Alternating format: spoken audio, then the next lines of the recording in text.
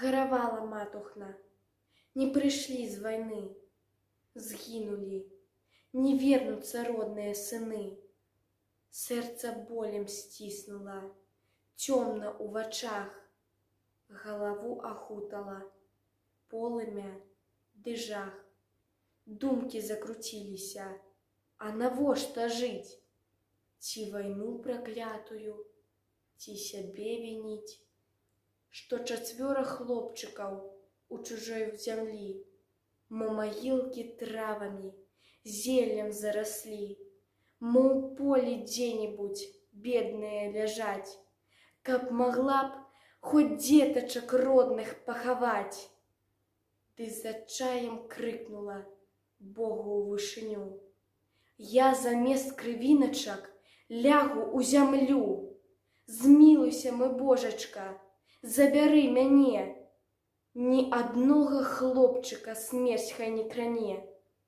Ды любоў матуляна падняла сыноў. Усе з вайны вярнуліся да сябе дамоў. Ты насустрач маці выйсці не смагла. За сыноў, за родненькіх у зямлю лягла. Мікола не чуў гэтых стрэлаў. Яму было ўжо ўсё роўна. Нерухомым позіркам ён углядаўся ў блакітнае неба, нібы прыслухоўваўся да былых сваіх думак, аб нявіннасці, аб помсце. Застылы твар стаў калючым, суровым, нібы пражыў Міколка доўгія дзясяткі год. Усё перажыў, усё пабачыў на свеце. І толькі на вуснах засталіся ні агонь, ні жалеза.